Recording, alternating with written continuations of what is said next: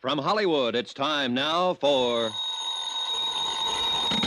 Johnny Dollar. Don Hancock, Johnny. Surety Mutual. Hi, Don. What's on your mind? Cui Bono. Cui who? It's Latin, kiddo. Cui Bono. Who benefits? All right, I'll bite. Who does? A little doll named Luann Parker down in Green Pass, Virginia. $100,000 worth, Johnny.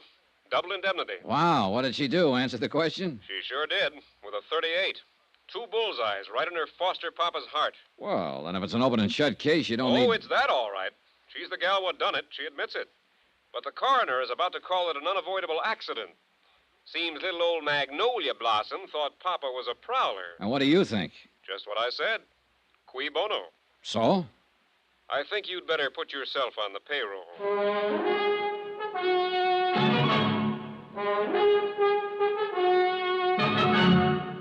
Tonight and every weekday night, Bob Bailey in the transcribed adventures of the man with the action-packed expense account, America's fabulous freelance insurance investigator... Yours truly, Johnny Dollar.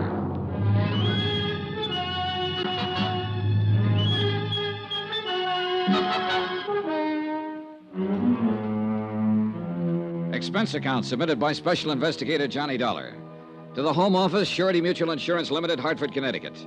The following is an accounting of expenditures during my investigation of the Cui Bono matter.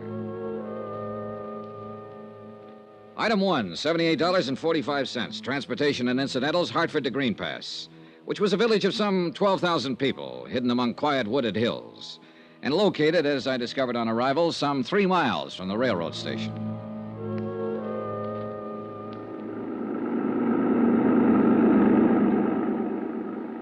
Nice weather we're having.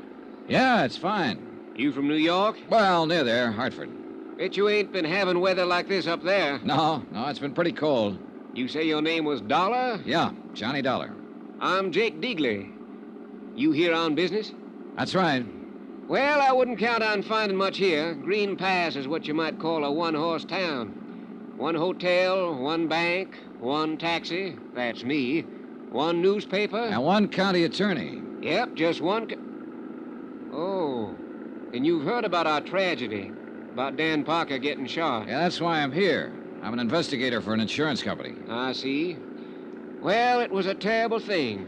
It was... Oh, doggone it. If old man Hawley don't fix up them fences, he's going to be short a cow one of these days. That's the 3rd time this week they've been out the road.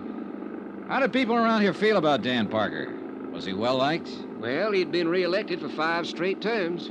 No personal enemies? Not a one. There ain't a man in Green Pass that... Hey, what difference does it make whether he was well-liked? You know how he was killed, don't you? Yeah, I understand he was shot accidentally by his stepdaughter. That's right. And what difference does it make whether he had any enemies? Well, none, probably. But when an insurance company holds a policy as large as the one they carried on Dan Parker, they want to know the full circumstances surrounding the death. Well, there ain't no mystery about it, Mr. Dollar. That poor girl took him for a burglar and shot him, that's all. And it mighty near broke her up. Say, what about her, Jake? Is she well-liked? Well, let me put it this way. I'm 52 years old. I got a grandson, 17. And we're both in love with Luann Parker. I see. And there's 5,000 other males in Green Pass that feel the same way. She get along all right with her stepfather? They worshipped each other. She was all Dan had since Mrs. Parker died 9 years ago. They was thicker than thieves, them two. Rode horseback together, went fishing, took trips together. Well, then it's understandable that she'd be pretty broken up. It was terrible for her. She went clean out of her mind when she realized what she'd done. So tell me, was Dan Parker a wealthy man? No, fairly well-to-do for these parts, but no ways wealthy, the way you'd think of it in New York, for instance. Then I imagine the Parker girl would think of $100,000 as being a pretty sizable fortune. Mr. Dollar, let me give you a little advice. Oh? You got a job to do, fine. But if I was you, I'd be mighty careful how I went about doing it. Why so? Well, people up here in the hills are kind of standoffish at best. And if you go around hitting what you seem to be hitting at, you're going to get yourself a mess of trouble. I don't deal in hints, Jake. All I'm trying to do is dig up all the information possible. Let the company know exactly what happened. That sounds fair enough, Mr. Dollar. But you take my advice. Dig easy.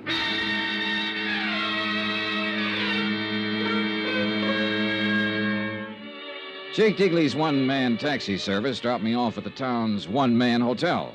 I signed in, left my bags, and did a quick resume of the case which Don Hancock had given me in New York. I tried pumping the hotel proprietor, but when he found out who I was, he frosted up like a mid-julep on a sultry day. But he did tell me I could find the sheriff across the square at the town's one pool room. It turned out to be a one-man place, too. And at the moment, Sheriff Jim Peterson was the one man.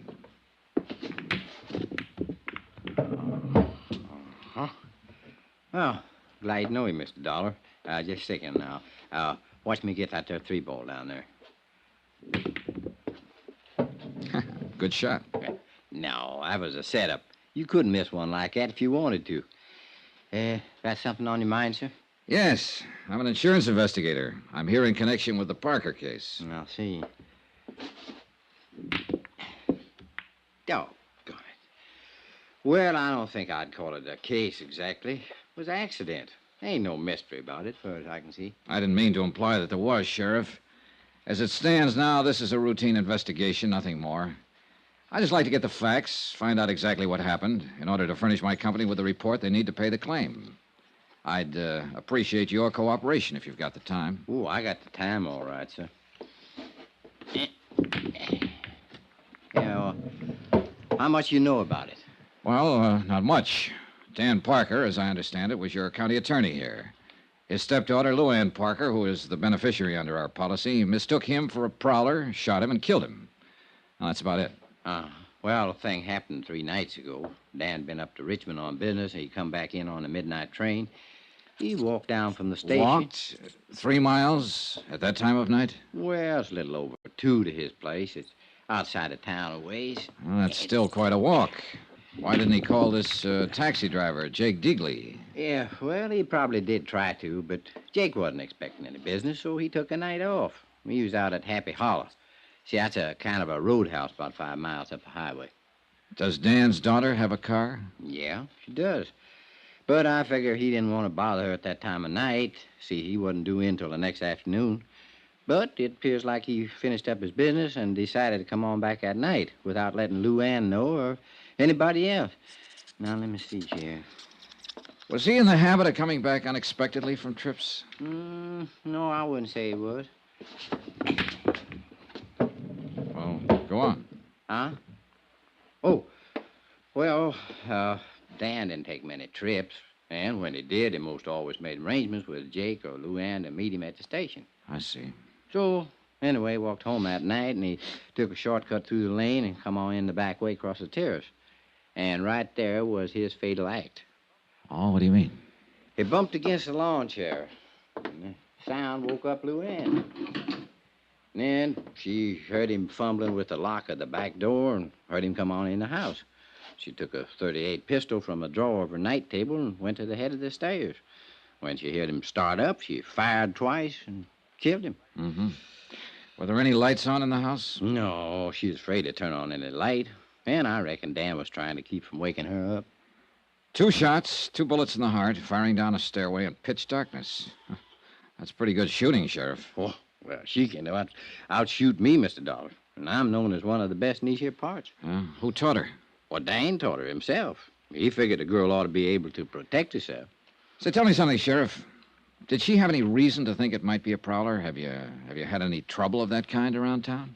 Oh, 3 weeks ago, there was a house broke into over on the south side, and twice since then, Dan called me in the night to come out and take a look around his place. Oh, why? Well, seems Luann thought she heard somebody trying to break in. And did you find anybody? Nope. Was Luann alone in the house the night of the shooting? Well, Mary Jackson was there. Who, Well, she'd been housekeeper for the Parkers for the last 15 years. What's her version? Same as I told you. She heard the shots, saw the lights in the hall come on, and heard Luann scream, "Father." How did the girl and her father get along? Well, couldn't have been any closer. She pretty broke up about it. You talked to her yet, Mr. Dollar?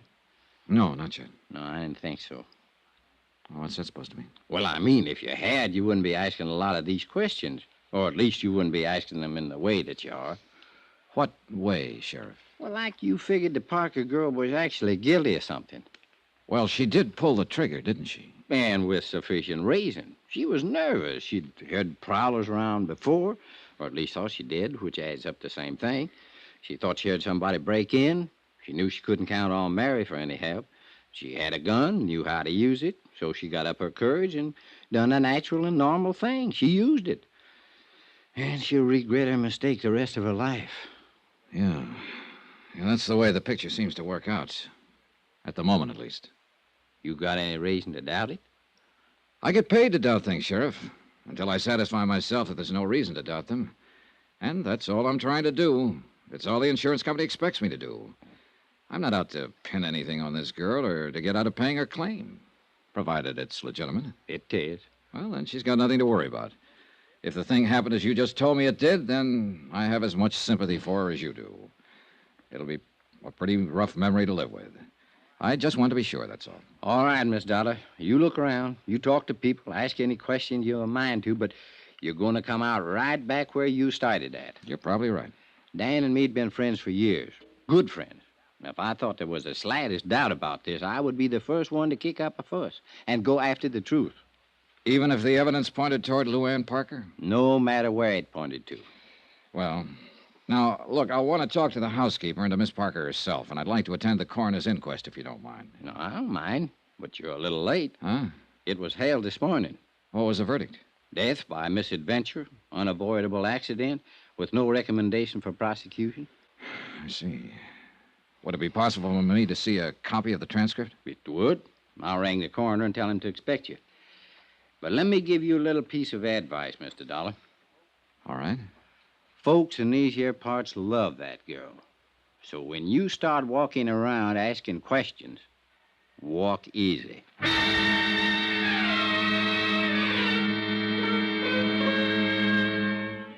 I went over the coroner's report and found nothing.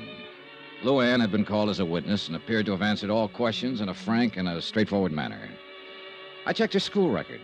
She was regarded as an unusually bright girl and had stood at the head of her class all through high school. She'd been elected cheerleader in her junior year, won the lead in the class play, had been chosen queen of the senior prom.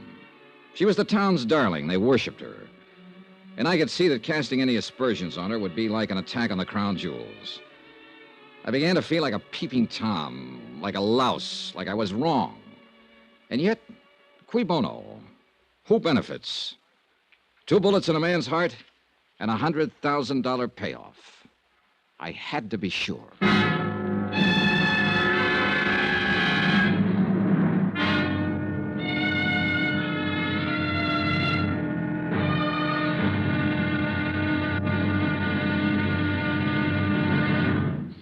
Now, here's our star to tell you about tomorrow's intriguing episode of this week's story. Tomorrow, beauty is as beauty does, and an idol is found to be made of flesh and blood. Join us, won't you? Yours truly, Johnny Dollar. Yours truly, Johnny Dollar, starring Bob Bailey, is transcribed in Hollywood. Written by Les Crutchfield, it is produced and directed by Jack Johnstone. Be sure to join us tomorrow night, same time and station, for the next exciting episode of Yours truly, Johnny Dollar. Roy Rowan speaking.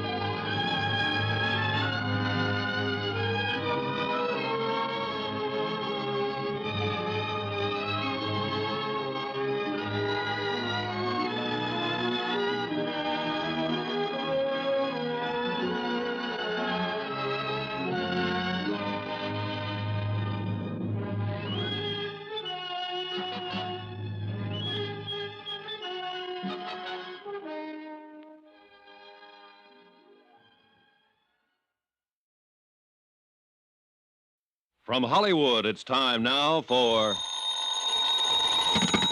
Johnny Dollar. Tom Bates, Mr. Dollar. Tom. I'm acting county attorney since Dan Parker's death. Oh, yes, I was looking for you earlier. So Sheriff Peterson said. What was it you wanted to see me about? Didn't Peterson tell you why I'm in town? Yes, of course. You're an insurance investigator. You're here in connection with Parker's accident. Accident, did you say? I thought the sheriff straightened you out on that. He tried his best. Well, I'm afraid I can't tell you any more. Mr. Bates, are you in your office at the moment? Yes, I am. Stay there, then. I'll be right over.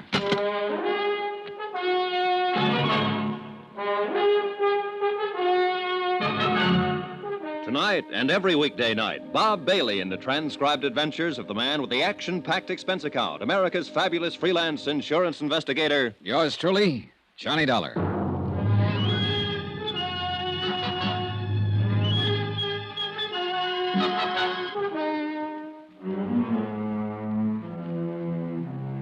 From Special Investigator Johnny Dollar, location Green Pass, Virginia, to the Home Office, Surety Mutual Insurance Limited, Hartford, Connecticut. Assignment, the Cui Bono Matter. Expense account continued. Item 4, 5 cents for a copy of the Green Pass Weekly Sentinel. I glanced through it as I walked across the square from the hotel to the courthouse. The big news, of course, was the tragic death of longtime county attorney Dan Parker. And 2 columns of the editorial page were devoted to eulogy and sympathy for the dead man's adopted daughter, Luann, who had mistaken her father for a prowler and shot him to death with his own gun. But neither the editorial nor the front page mentioned the fact that Luann, because of her mistake, stood to collect $100,000 worth of insurance. Come in. Are you Tom Bates? That's right. My name is Dollar. I just talked to you on the phone. And I told you I had nothing to say. Mind if I sit down? Now, look here. You look, Mr. Bates. I've been in the business of insurance investigation for quite a while. And I probably know the legal rules and responsibilities of your office about as well as you do. Get out, Dollar. Well, for 2 cents, that's exactly what I'd do. And if I did, you'd find yourself in a real tight spot. What are you talking about? The company would have a battery of high-powered legal eagles in town by 8 o'clock tomorrow morning. And they'd have a subpoena, a restraining order, an order to show cause so quick it'd make your eyes bug out. And that's where it would start to get embarrassing, Mr. Bates. When you tried to explain to the court why you were withholding evidence and refusing to cooperate. What do you mean, refusing to cooperate? I haven't refused a thing. It sounded that way to me. I don't care how it sounded. Look, I know what you're up to. Peterson told me why you're here. Oh? You're out to muddy this thing up. You're trying to pin something on Miss Parker so you can get out of paying the insurance claim. And subpoena or no subpoena, you'll get no help from my office on a crooked deal like that. Any reason for you to think something could be pinned on her, Mr. Bates? Of course there's no reason. You saw the transcript of the coroner's inquiry, didn't you? I did.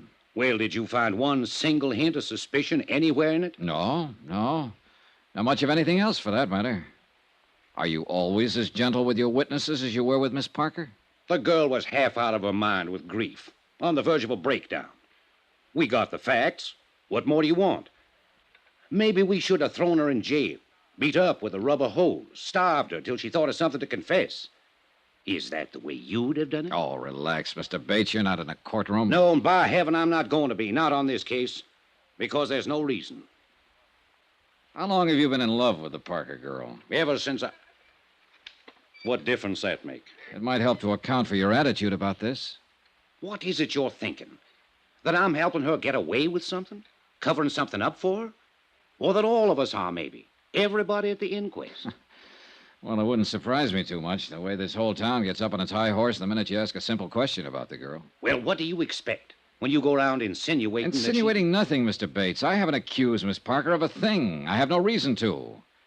And regardless of what you think or Sheriff Peterson thinks, I didn't come here to frame her, to pin something on her. I want just one thing. The complete detailed story of Dan Parker's death, and I'm going to get it one way or another. Well, nobody's trying to prevent you. I'm glad to hear it. Then how about some cooperation? What do you want to know? How long have you been Mr. Parker's assistant? Almost 3 years. And now you automatically become county attorney, is that it? Yes, until the next general election. Do you intend to run for the office at that time? Possibly. I don't see... How did you and Parker get along? Fine. Why? Well, did he approve of your interest in his daughter? Well, he certainly preferred me to... Well, anybody else in the running. Who else is in the running? Nobody, actually. Are you engaged to her? Not officially. She doesn't think she's quite ready to settle down. Uh-huh. But if she had been ready, you think Mr. Parker would have welcomed you as a son-in-law, huh? I think so. I didn't kill him, Mr. Dollar. Ever have any arguments with him? No, none of any importance. Who were his enemies, Mr. Bates? He didn't have any. A county attorney without a single enemy? That's a little remarkable, don't you think? That was the type of man he was. He'd usually let sleeping dogs lie, easy going. Too much so, maybe. That was half the... Half the reason the two of you argued? Is that what you started to say? There were times when he should have gotten tough, or at least let me do it. Well, you'll have your chance now. And I'm going to take advantage of it. In one case, at least. Oh, what case is that? The Happy Hollow Roadhouse. That place should have been closed 2 years ago. But Mr. Parker wouldn't hear of it. And the sheriff wouldn't touch it without Parker's okay. Who runs it? A dirty little... His name's Sammy Drake. A cheap 30-cent crook. Why should the place be closed, Mr. Bates? Because it's a menace to the community. Drake's got everything going out there, wide open. He ought to be run out of town. And before the month's up, he will be. Was Drake a friend of Mr. Parker's? Hardly. Is Miss Parker acquainted with him? She knows him, of course. In a town this small, everybody knows everybody else. Doesn't mean anything. I see. You see what? What are you driving at, anyway? The complete, detailed story, that's all. Fine. But what bearing does this stuff have on the story? Oh, none, probably. The sheriff tells me Miss Parker is a dead shot with a pistol. Do you know if that's true? Absolutely. She can outshoot me any day of the week, along with most of the other men in the county. That's one of the ironies of the thing. It was her own father who taught her to shoot. Was she given a paraffin test the night of the accident to determine whether she'd fired a gun? Of course not. In the first place, we're not set up for it. And in the second place, there was no doubt but what she had. The housekeeper heard the shots and ran out in the hall and saw her standing there with a gun in her hand. And she admits she fired him. What more do you want? I guess that ought to satisfy any reasonable person. Well, thanks a lot for your cooperation, Mr. Bates. You're welcome. And I'll frankly admit I don't have the slightest idea what line of thought it is you're trying to follow. It's the same one I've been following ever since I left Hartford. Do you know the Latin phrase, cui bono? Sure. Means who benefits. It was an old principle of Roman law. And it's still a good one. Who benefits here? Well, Luann Parker, of course, to the tune of $100,000. But maybe she's not the only one. There are different ways of benefiting, you know. It still comes back to the same thing. She's the one who mistook her father for a prowler that night. She's the one who pulled the trigger and fired the shots that killed him. Apparently so. But it's possible that somebody might have used her, Mr. Bates.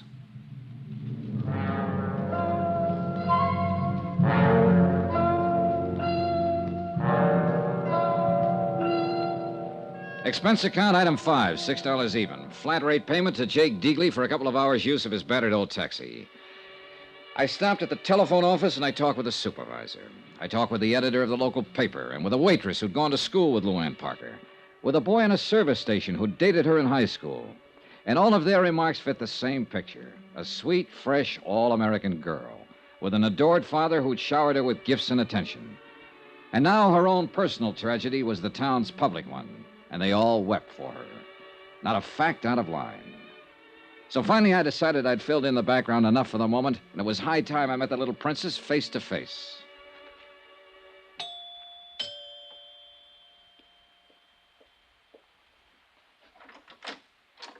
Yes, sir? Good afternoon. I'd like to see Miss Parker, please. Well, I'm sorry, sir, but she ain't here. Oh? She's been staying in with Dr. Praley and his wife.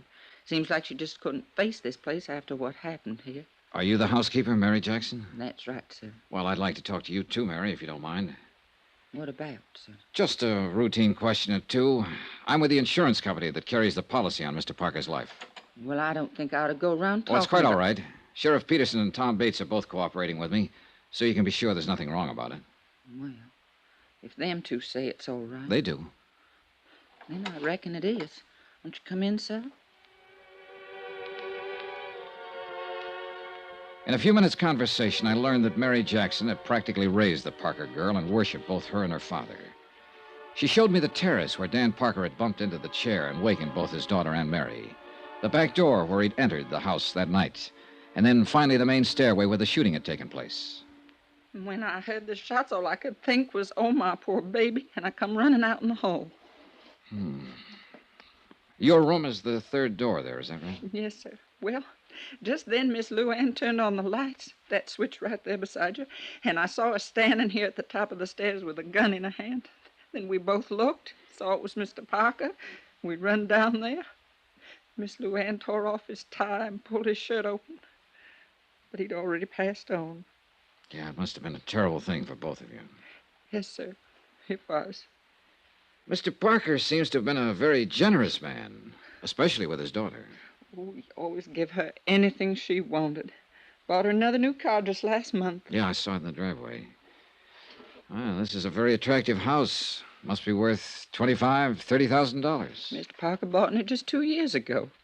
He thought with Miss Luann growing up, she ought to have a better place to live. What's your salary here, Mary? $95 a month, sir. And my keep, of course. I wonder how he did it. Sir? Well, Dan Parker made $5,000 a year as county attorney. There's less than $600 in his bank account. The manager said it's never been much higher. And yet, this house, new cars, those clothes of Miss Parker's that you showed me, a $50,000 life insurance policy. How about that, Mary? I don't know nothing about it, sir. And still, with all this, they were always quarreling. How'd you find that out? Why, Mary? What did they quarrel about? Well, it's only been the last 6 months, and it wasn't her fault. It wasn't like her. It was that Sammy that put those ideas in her head. Sammy Drake, the fellow who owns the Happy Hollow? And she was a restless one with nothing to do, and he took advantage of it. Filled her head full of crazy notions. I know it was him. What crazy notions, Mary? Oh, going off to New York, getting on the stage, or dancing in some nightclub. It's the only thing Mr. Parker ever refused her. But he sure put his foot down on that. He said the only way she'd do it'd be over his dead body. Oh, sir. Thanks, Mary. You've been a lot of help.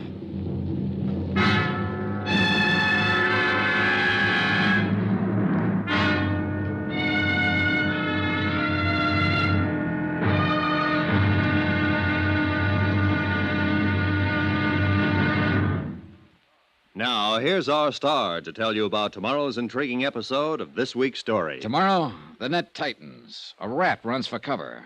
Then the whole thing blows wide open. Join us, won't you? Yours truly, Johnny Dollar.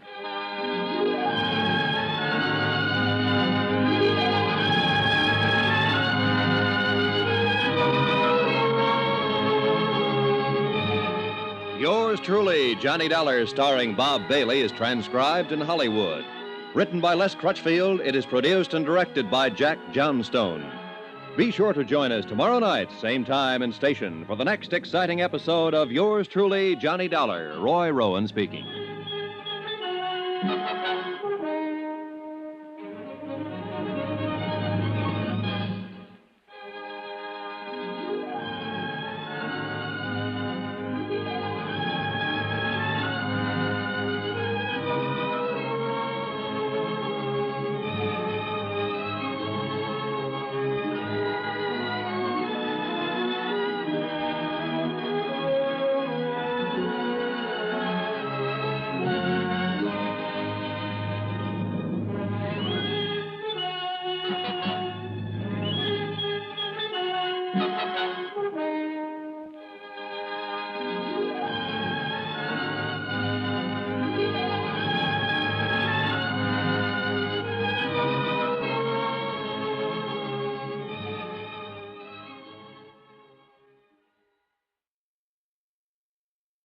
From Hollywood, it's time now for... Johnny Dollar. This is Tom Bates. Oh, how are you? Dr. Praley just called me, Mr. Dollar. He says you've been threatening him. Oh, I wouldn't call it a threat, Mr. Bates. I simply told him that if he won't let me question Miss Parker, then I'll have to get a court order to do it anyway. Well, as acting county attorney here, I think I could block that order, Mr. Dollar. Maybe, but I doubt if it would be a very smart move. Now, you look here. She's in no shape to answer questions. She's under doctor's care. It's been 5 days now since the shooting. She's still very upset, nervous. She might say things that could be misconstrued, that she didn't mean. Oh, what things? How would I know? I just thought you might. Since you've already questioned her once, right after she killed her father. Wasn't she upset then? Did she say anything you misconstrued? I'm warning you, Dollar. And I'm warning you, I'm going to talk to that girl one way or another.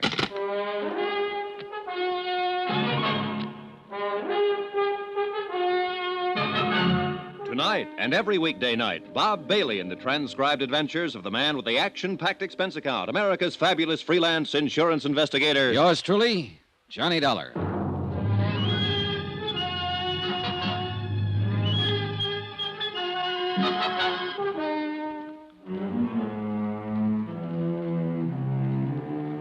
From Special Investigator Johnny Dollar, location Green Pass, Virginia, to the Home Office, Surety Mutual Insurance Limited, Hartford, Connecticut.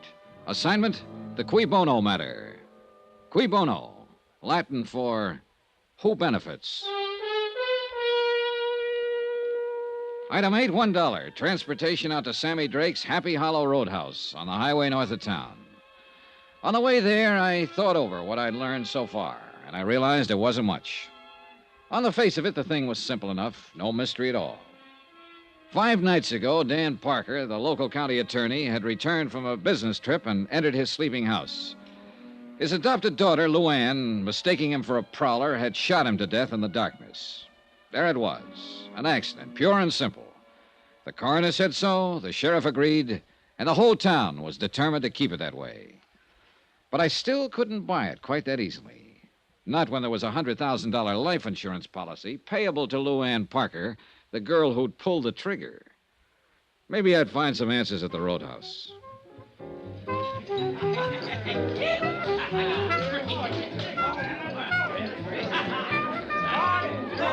The Happy Hollow was like 1,000 other places of its kind. A neon-lighted barn set 50 yards off the road. Inside, a jukebox, a raucous bar, and a scattering of tables around a splintery dance floor. Saturday nights, a 4-piece band, probably a game or two going on in the back room, and whatever else the local sports might demand. It was early yet, and the joint hadn't started to jump. What's the word, Mac? Save your money and buy booze. Yeah, man. Out of towner, huh? Depends on which town. Any town but this one, man. Here it's for the birds. Oh, I don't know. Looks to me like you got a good setup here. I'm eating. But it ain't easy, man. It's rough. Oh, it'll be rougher, Sammy, with a new county attorney. What's the pitch, Mitch? That's your name, isn't it? Sammy Drake? That's a crime, maybe? Oh, it might be. I don't know yet. You with the feds? No. Syndicate man? No, I'm an insurance investigator. Insurance? You mean protection? Not the kind you're talking about, Sammy. I'm here in connection with Dan Parker's death. You mean you're legit? That's right. Well, tie me up and mail me off. I thought you were somebody putting a bite on me. I am. Yeah? Yeah. I got some questions, Sammy, and I want some answers. About that Parker rubber? Right. Well, you're out of luck, Chuck. I don't know nothing from nothing about nothing. See what I mean? I got reason to think different. How so? Somebody been passing the word? Maybe. 2 get you 5. It was that Bates character. Am I in? I couldn't say. Sure it was. The new county attorney. He's got a big deal now. And he'd give his left eyeball to put the finger on me. Why so? Why's he got it in for you, Sammy? Because he thinks his doll has been... You mean the Parker girl? I forget. You want to do it the hard way, Sammy. No speak English. I can get Tom Bates to issue a warrant, you know. He'd love to have that chance. So you can either talk to me here and now, or you can talk to him and the sheriff in the basement of the courthouse. Rough and tough, huh? If that's what it takes, yes. Come on back to the office. All right. What'd you say your name was, Buzz? I didn't. It's Dollar, Johnny Dollar. Dollar, huh? Yeah, rhymes with collar. I always like to be wise to who's putting the slug on me. Come on in. Thanks. How about a drink? No, not now, thanks. Well, I guess I'll have a short one for my health. You hungry? Like a steak? Later, maybe. They're the most. This is a crummy joint, strictly for the sticks, but the food's good. Well, here's a go. Yeah. Maybe you think I'm trying to stall. I know you are, Sammy. No, not really. Not now, anyway. Because when I stop and think about it, I can't see where I got anything to worry about. You see what I mean? You haven't, unless you had something to do with Dan Parker's death. Now, let's relax, Max. The way I get the word, nobody had anything to do with it except that doll. Could be. Could be nothing. Did she blast him or didn't she? Apparently she did. Thought he was a burglar. That's a rich one. And she's halfway right at that. Meaning? Look, Dollar, I'm on a level with you.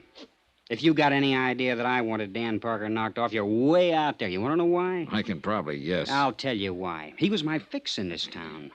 3 years I've had this place open, and I've never been touched. So why would I want to put myself out of business? Oh. How much was the payoff? $1.50 a month.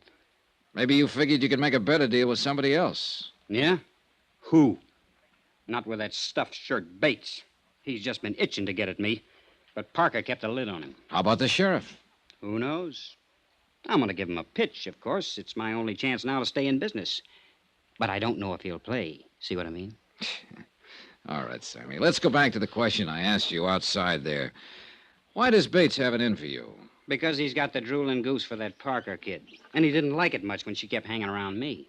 How'd you feel about it? You want the truth? I didn't like it much either. Why not? She was too wired up and spoiled. Used to get in her own way. Oh, this town's treated her like a queen or something.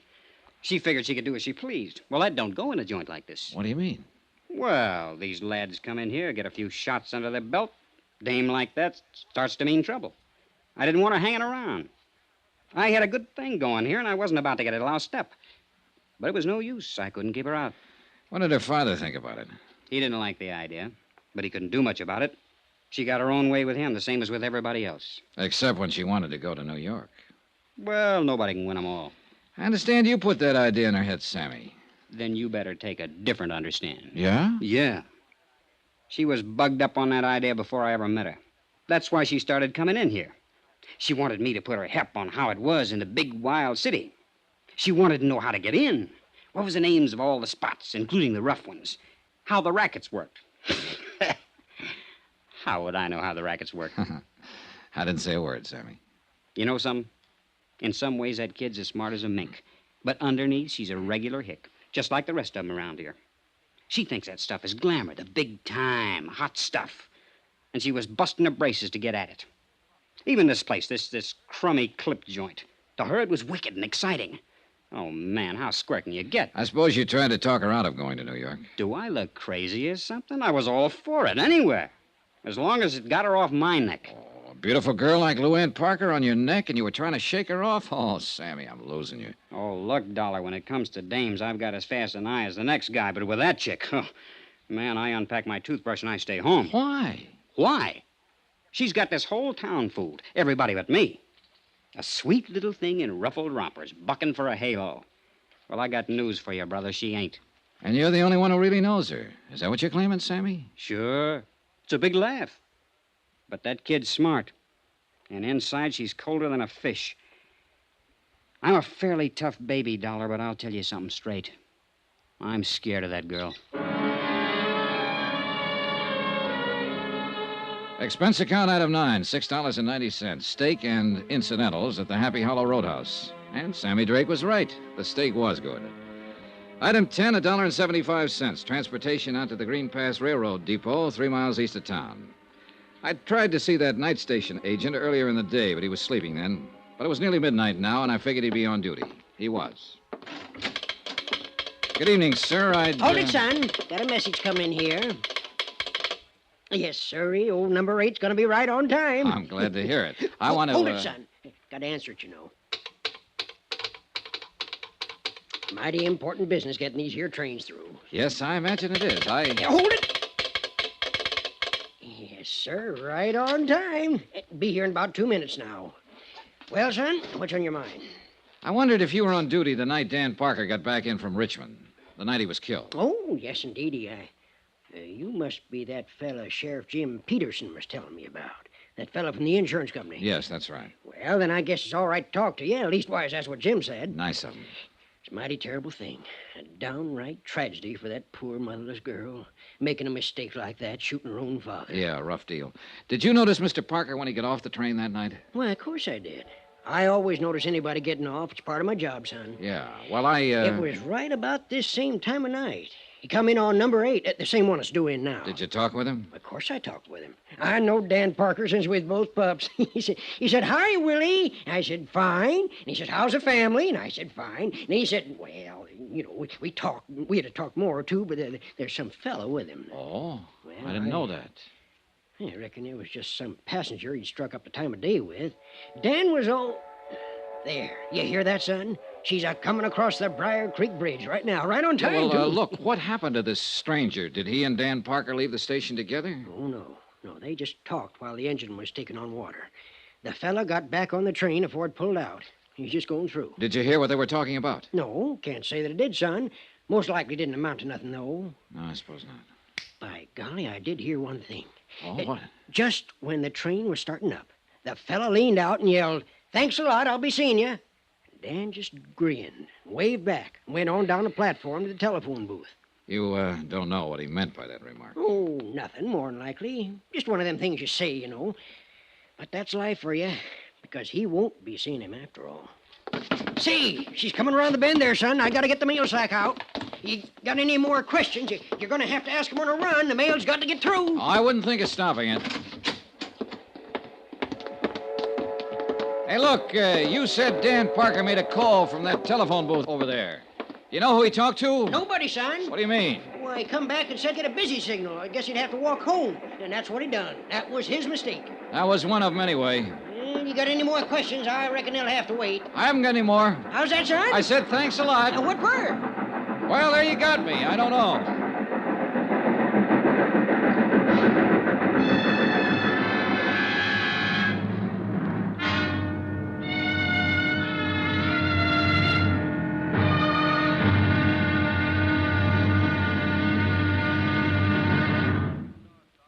Now, here's our star to tell you about tomorrow's intriguing episode of this week's story. Tomorrow, a tense interview, a subtle attack by a shrewd and dangerous opponent, and complete surrender. Join us, won't you? Yours truly, Johnny Dollar.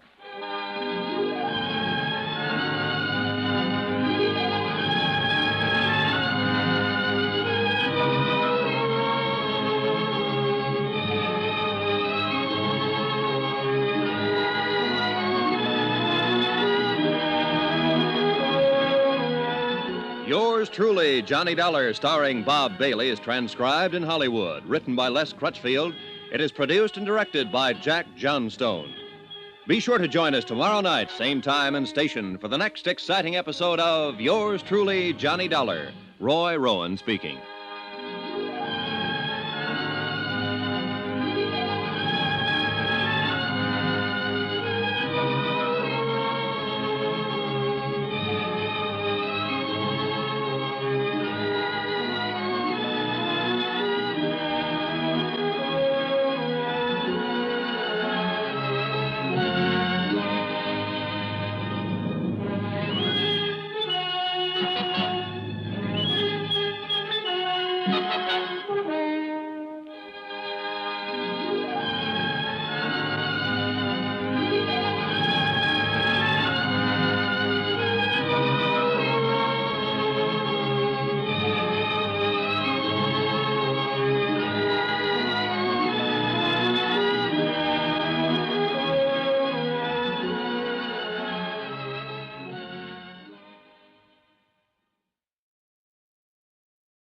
From Hollywood, it's time now for... Johnny Dollar. Tom Bates, Mr. Dollar. Oh, good morning, Mr. Bates. There's nothing like starting the day with a good fight. That is not my intention at all. Good. I was beginning to think you went around in a permanent state of belligerency. Only when I see a so-called insurance investigator out to frame an innocent girl. Anybody I know? Look, Dollar, will you be available at 2 this afternoon to interview Miss Parker? I've been available for 2 days. She's the one who hasn't been. She was in no condition to see anyone. However, Dr. Praley is releasing her in an hour, and she's going on home. All right. Tell her I'll see her at 2. It won't be necessary to tell her. You'll go out there with me, and you'll talk to her in my presence. Like that, huh? You can take it or leave it. Oh, I'll take it, Mr. Bates. And you know something? I think I'll still be able to tag her.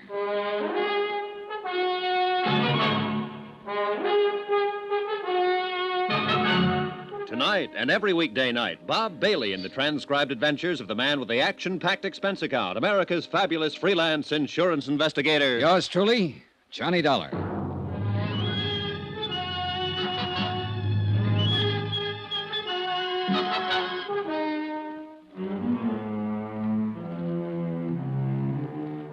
From Special Investigator Johnny Dollar, location Green Pass, Virginia, to the Home Office, Surety Mutual Insurance Limited, Hartford, Connecticut. Assignment, the Cui Bono Matter. Expense account continued. Item 12, $1.80 for a late and leisurely breakfast in the hotel coffee shop. Leisurely because I had nothing to do but kill time. I'd covered every possible lead I could think of, and the result, 0. The simple facts of the case were that Dan Parker, the local county attorney, had returned unexpectedly from a business trip late at night, entered his darkened home, and had been shot to death as a prowler by his daughter, Luann. Coroner's verdict, accidental death. Amount of insurance, $100,000. Beneficiary, Luann Parker. Why don't you give up, Dollar? Admit you're wrong. Wrong about what? About thinking you've got a chance of beating Miss Parker out of her insurance money? Oh, so that's what I'm trying to do, huh? That's what your company pays you for, isn't it? To find some angle, some technicality that they can use to break the claim? No, they pay me for the unpleasantness of having to put up with bullheaded acting county attorneys, Mr. Bates. Sure. You'd a lot rather question that girl without me being around. Bates, I'd rather do anything without you being around. Well, the feeling is mutual. I just can't quite figure you. Usually, I get complete cooperation from the local prosecutor's office. But you've tried to block every move I've made here. I'm protecting Miss Parker's rights, that's all. Her rights haven't been challenged. I'm not out to get her. If I'm convinced that she's innocent and that her claim is legitimate, I'll report it that way. All the company wants is the facts. Look, I'm not hired as a claim breaker. And of course you know that. You've dealt with insurance cases before. So I wonder what the real reason is for your attitude. Suppose you tell me. Well, you're in love with her, of course, and that itself could be the explanation. Or maybe it's only part of it. Meaning what? Maybe you know more about it than you've admitted. Maybe you know she's guilty and are trying to cover up for her. I know she's innocent, sir. Or, it's possible your motives are a little more selfish. Maybe she's covering up for you. What do you mean by that? It's that old Latin phrase, cui bono, who benefits? Who gains through Parker's death? His daughter does. Of course, she gets the insurance. But so do you, Bates. In what way? Well, you got Parker's job, didn't you? And along with it, the chance to run Sammy Drake out of town without Parker stopping you. And in the long run, if Luann marries you, you'll get a good part of the insurance. Are you accusing me of murder? No, just speculating. But it's an interesting possibility. Don't you think so?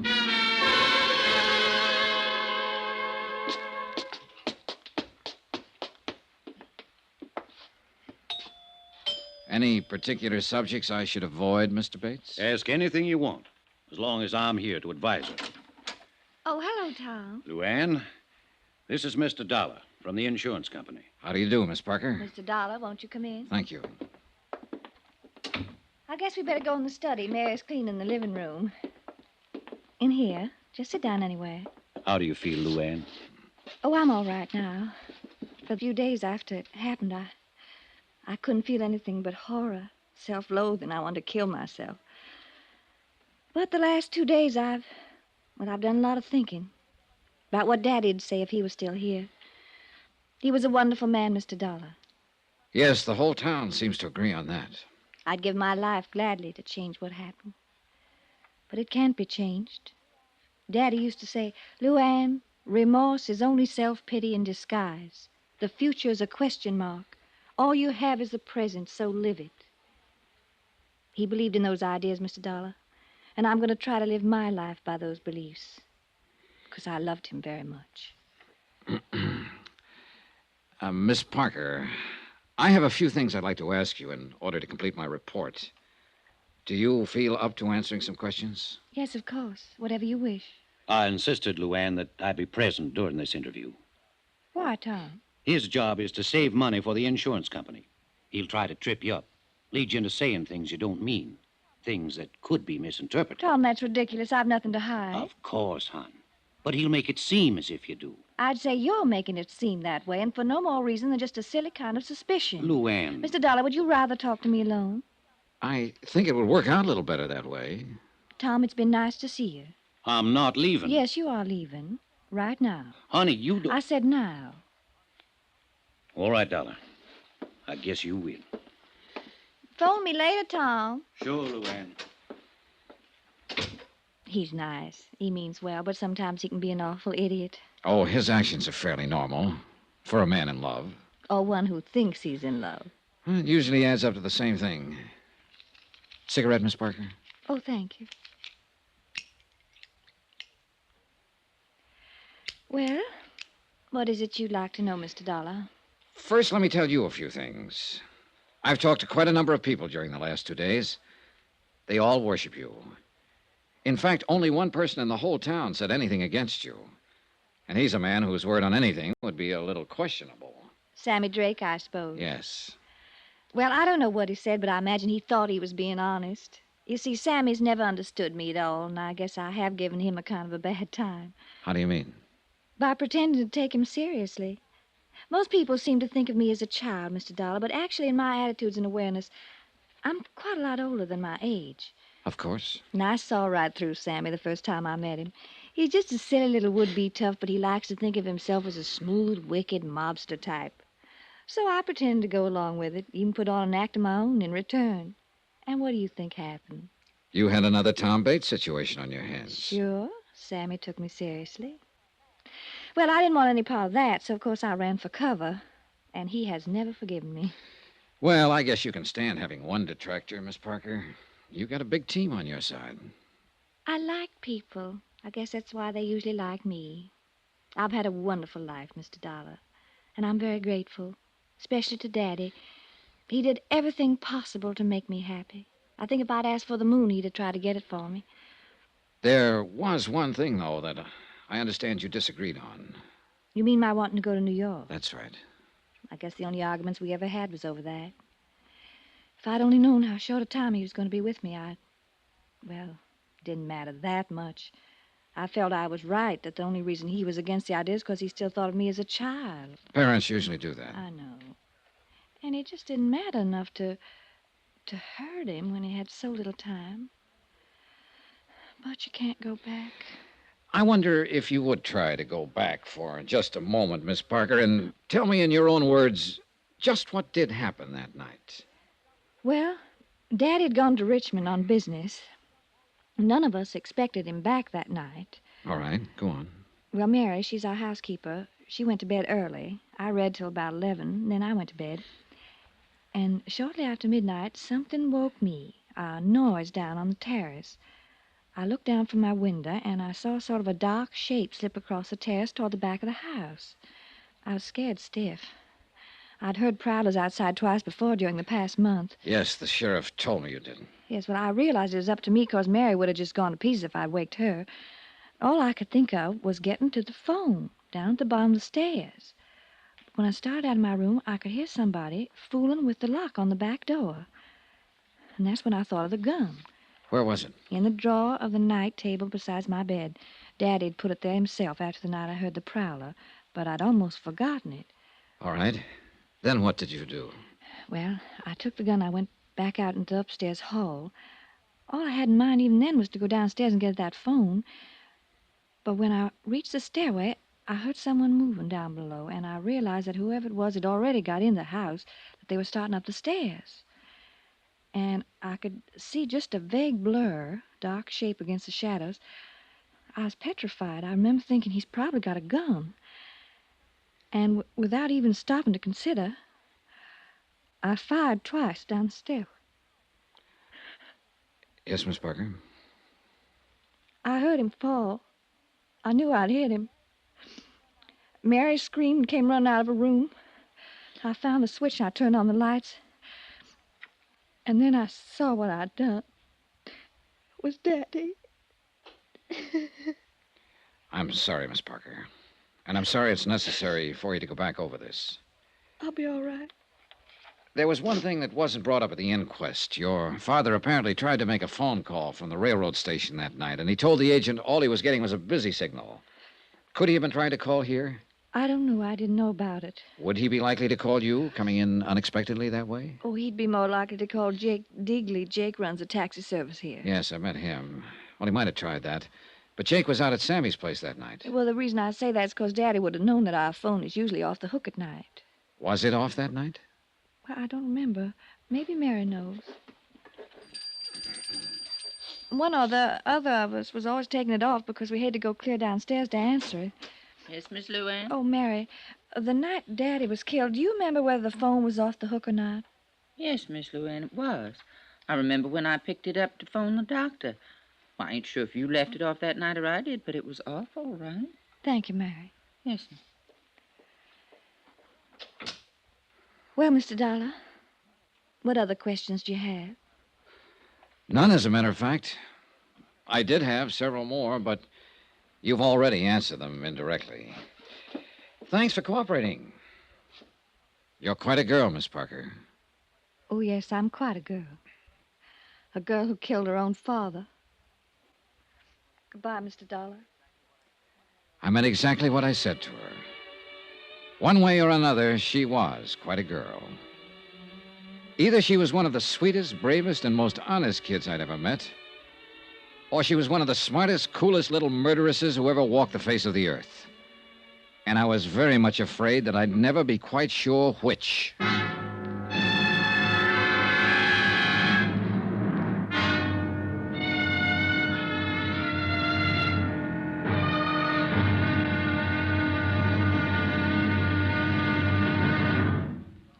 Now, here's our star to tell you about the final intriguing episode of this week's story. Tomorrow, one slip of fate, then the avalanche. And a wind-up that'll raise the hair on the back of your neck. Join us, won't you? Yours truly, Johnny Dollar.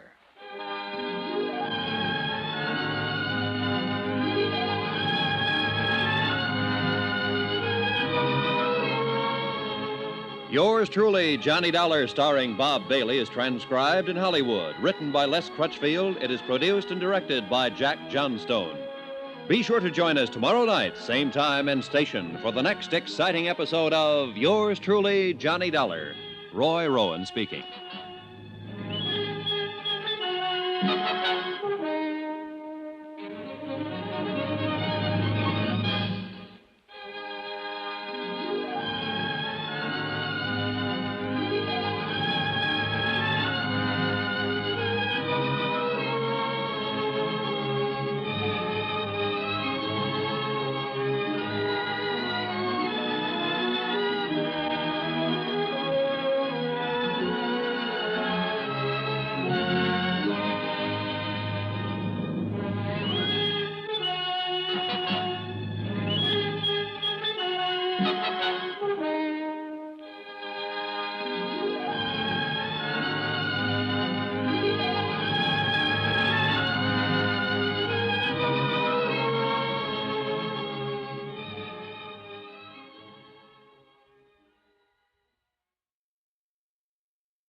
From Hollywood, it's time now for...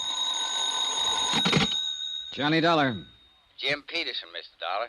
Oh, hiya, Sheriff. I understand you talked with Miss Parker this afternoon. That's right, I did. Well, what do you think now? I think I'm going back to Hartford the first thing in the morning. So, you finally decided the girl is innocent. I don't know, Sheriff. And I probably never will know. I'm just finishing up my report now. I'll send you a copy of it. Well, I'll be mighty interested in seeing it. On the basis of my investigation, I'm sure the company will pay her claim without question whenever she's ready to file. I'm beat, hands down, and there's no use denying it. Well, you can't win every time, Mr. Dollar. It's not that, Sheriff. But this is the first time I've ever had to end a report with a question mark.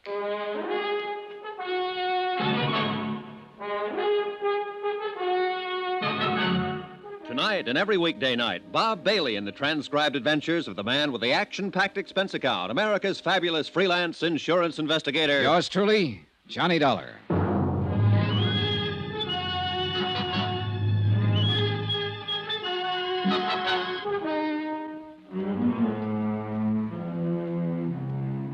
From Special Investigator Johnny Dollar, location Green Pass, Virginia, to the Home Office, Surety Mutual Insurance Limited, Hartford, Connecticut. Assignment, the Cui Bono Matter. Expense account, final page. Item 14, 50 cents. Notary fee on a 20-page report. A report that covered everything and told nothing. But it was the best I could do. I had no more leads, no new ideas. The bare facts of the case still stood. Dan Parker had returned unexpectedly from a trip, entered his darkened home late at night, and had been shot to death as a prowler by his daughter, Luann. Amount of insurance, $100,000. Beneficiary, Luann. I checked through a half a dozen theories and been forced to throw out every one of them. And the whole case finally came down to just one simple question. When Luann pulled that trigger and fired down the dark stairway, did she or did she not know that she was shooting at her father? I couldn't answer it, and I didn't believe anyone else would ever be able to. Except, of course, Luann herself. Item 15, $1 even. Transportation out to the Happy Hollow Roadhouse, where the steaks were good, the drinks were good, and a beaten-down guy could kill an evening. Well, wrap me up and nail me south. Here's that dollar man again. How's it going, Sammy? Business gets any worse, I'll open an artery. You here for kicks tonight, or are you going to put the arm on me again? Let joy reign unsuppressed. That's the word, man. That's the word. Come on over. I'll let you buy me a drink. You're riding on a swindle sheet. Or better yet, I'll let you buy me one. You own the joint. Okay. Set us up, Joe. Make mine a usual fusel. What'll you have, sir? Scotch on the rocks. You ever get through to that Parker chick? Yeah, I talked to her this afternoon. Well, what do you think, man? Was I right or was I right? About what? Is she a cool fool or not? I don't know, Sammy. She's a tough one to figure. She's just a tough one, period. Well, here's to the housekeeper's daughter. Yep. Whew. Ah, this stuff is murder. I don't know why the customers stand for it. So what comes next, Tex? I'm going back to Hartford in the morning. And little Cookie gets her payoff. 100 G's. Man, it's really going for broke. If she is on the level, it's not enough to pay for the way she'll probably feel for the rest of her life. Feel? That one? I'm telling you, man, I know that little fluff. She's got a heart about as big and warm as the olive in a martini. You could be right. I know I'm right. She's took you, man. She's took you good. Bang, bang, and the little lady wins a prize. Maybe so. A big, fat 100 G's. And bad old Papa in the cold, cold ground. Man, she was really shooting for new shoes that night. Well, if she was, she's got 'em, Sammy. There's nothing more I can do about it. So that's life. What is it? You win a little, lose a little, and taxes take the rest. Why, Parker's got it made, man. Safe and cozy in his little box. No more worries. Oh, sure. But we can't all be lucky. Sometimes it... Well. Brace yourself, Sammy. It looks like you're raided. What? Oh, it's the sheriff. Right on time. On time? Relax, Max. He's just come to tell the tale and do the deal. Protection? Sure. Same setup I had with Parker. And the sheriff says he'll keep Bully Boy Bates in line. How about that, huh? Well, life goes on, I guess. Well, I wasn't expecting to run into you out here, Mr. Dollar. I don't imagine. Finish your report? Yep. Right down to the last comma, Sheriff. And the last question mark. Oh, now, I don't reckon there's any question mark. You got to the truth, all right. Just wasn't what you'd expected, that's all. Maybe so. You got a minute, Sammy? Sure thing, pal. Let's go back to the office. Stick around, Dollar. The joint will be jumping. Fine. I can hardly wait. Let's have another one here, bartender. Coming up. Sir, would you do me the honor of having a little drink with me? Well, thanks. I'm having one with you. I've already got it. Well, so you have. Well, another little one never hurts, though. Later, maybe. Thanks anyway. Any time, friend. What line you in? The insurance record. Well, that's all right, I guess. Oh, thank you, bartender. Thank you very much. I'm in ladies' ready-to-wear myself. Must be fascinating. A wholesale. I work out of Baltimore. Cover 3 whole states. Oh, I got a great little line of merchandise. I really don't need anything. Oh, the heck with business. Let's live a little, shall we? Mr. Dollar. Johnny Dollar. Oh, yes. Well, here's looking at you, Dollar. You know, I always believe in living while I can. Because you never know. Now, that's a very profound thought. No, sir, you just never do. Because it can happen to anybody. Just like it did to a fella I met last week. Man right here in this town, too. A fella named Parker. Parker? That's right. He was a fine chap. I met him on the train coming out from Richmond. And I was on my way to Roanoke. Oh, we were laughing and we were joking and everything. And that very night he got killed. And I read about it in the paper. So you just don't never know. Hey, look, tell me something. Are you the man who got off the train with him, talked with him on the platform while the train was standing in the station? That's right. That's right. He wanted me to meet his daughter. And that's all he talked about was his daughter. Oh, he was crazy about that kid. Well, did he expect her to be there at the station? Yes, but she wasn't. I guess he got the wires crossed. He tried to phone her, but he didn't have any luck. So I get back on the train. He walks off down the road, and a half hour later, he's dead. I'm telling you, you just never know. On the train, on the way down, what did he say about his daughter? Oh, you know, the way a guy talks about his kid. He worshipped her. Yes, he did. That's all. He was telling how they were always kidding each other, and they were... Oh, say, here, take a look at this tie I'm wearing. Yeah, sure, it's a nice tie. Sure, it's a nice tie. That's what anybody would think, just to look at it. Yeah, it's a nice... Come on. I want to show you something about this tie. Well, can't you show me without going No, you got to go outside, so come on. Mr. Parker gave me this tie. He was wearing one on the train, and I liked it, so he gave me one. He said he had 3 of them. His daughter gave them to him the week before. He got them from some novelty house. So come on. Well, look, what is it you want to show me about it? Oh, come on. We got to go down there at the corner of the building. Oh, boy, this'll knock you out. No, I'm telling you, it's just real crazy. Yeah, it must be. Parker never would have given it to me, except he had 3 of them. He figured he could never wear them all, so... Well, come on, let's see the trick. All right. Look, it's just a nice necktie, isn't it? That's all. Yeah, that's it. Nothing out of the ordinary. Now, come on around the corner here, out of the light. Oh, boy, this is going to fracture you. Now, look.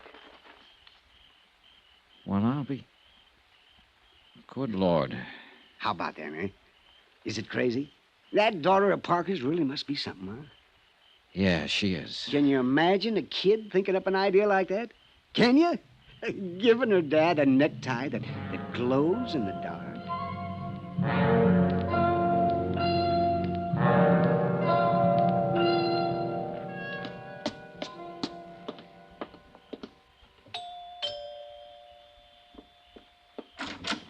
Good evening, Miss Parker. Why, Mr. Dollar, what are you doing out here this time of night? Mind if I come in? Please do. Thanks.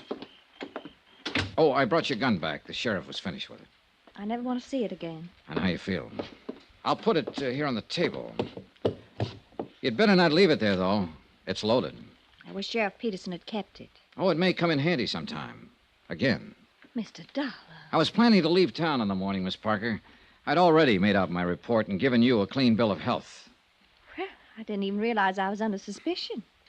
What was I supposed to have done, Mr. Dollar? Deliberately murdered your father in order to collect $100,000 in life insurance. You've got a pretty horrible mind, haven't you? Maybe, but I wouldn't trade it for yours. Haven't you noticed my necktie, Miss Parker? I thought you'd tag it the first thing. Why should I? Because it belonged to your father. A special gift from his loving daughter. He gave it to a man he met on the train, and I bought it for $10 this evening. So now you know what happened to the 3rd tie. That's probably been bothering you. Because I imagine you carefully destroyed the other 2. I think you're a little more than slightly insane. Oh, it was a neat plan. Simple and sweet. You got the idea a month ago when the sheriff caught a prowler over on the south side of town. And suddenly you began to hear prowlers at night. You bought your father a set of ties that glow in the dark. And then you waited. And when he came back from that trip, you got your chance. You've got quite an imagination. Oh, it was a great setup. A dark house and him wearing a tie that glowed in the dark, just like this one, Miss Parker. It was a perfect target. You couldn't miss. It's almost a shame that you were beaten by one unforeseen accident. Your father talked to a stranger and gave him a tie. And that tie is going to hang you. No, I don't think so, Mr. Dollar. Turn on those lights. You were right, you know. It is a perfect target. You were very clever, Mr. Dollar, but not quite clever enough, or you'd have known. Sheriff. Yeah, I've been standing out there on the terrace. You... No, Luann. You better give me the gun. No use pointing it, honey. It's loaded with blanks. You all right, Miss Dollar? Yeah, I'm all right, Sheriff. A little sick, that's all. That anybody so beautiful could be so rotten. You faked it. You tricked up the whole thing just to frame me, you filth, you dirty evil. That's enough, Luann. That's enough. Nobody tricked you except yourself. That's hard for me to believe. Dan and me used to take you fishing with us when you wasn't no higher than that. You was the prettiest little thing I think I'd ever Oh, seen. shut up, you old fool. Now I got to take you someplace again. Wish I hadn't ever lived to see this day. And I'm mighty glad that Dan ain't here to see it. Come on, honey. We better get started.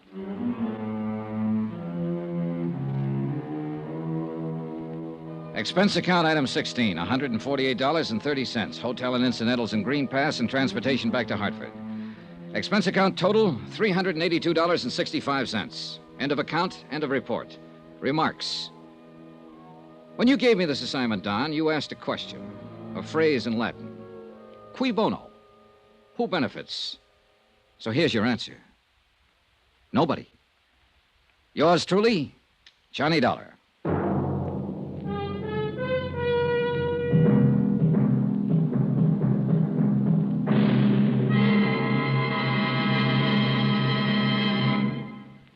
Remember, there'll be another intriguing story for you beginning next Monday night. Next week, a study in entomology. You know, bugs. And this one's the deadly variety, a firebug. Join us, won't you? Yours truly, Johnny Dollar.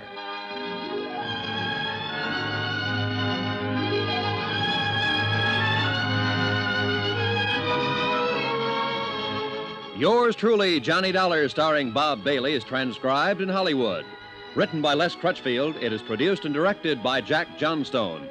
Heard in this week's cast were D.J. Thompson, Mary Jane Croft, Forrest Lewis, Byron Kane, Russell Thorson, Sam Edwards, Dal McKennon, and Howard McNear. Musical supervision by Amerigo Marino. Be sure to join us on Monday night, same time and station, for another exciting story of yours truly, Johnny Dollar. This is Roy Rowan speaking.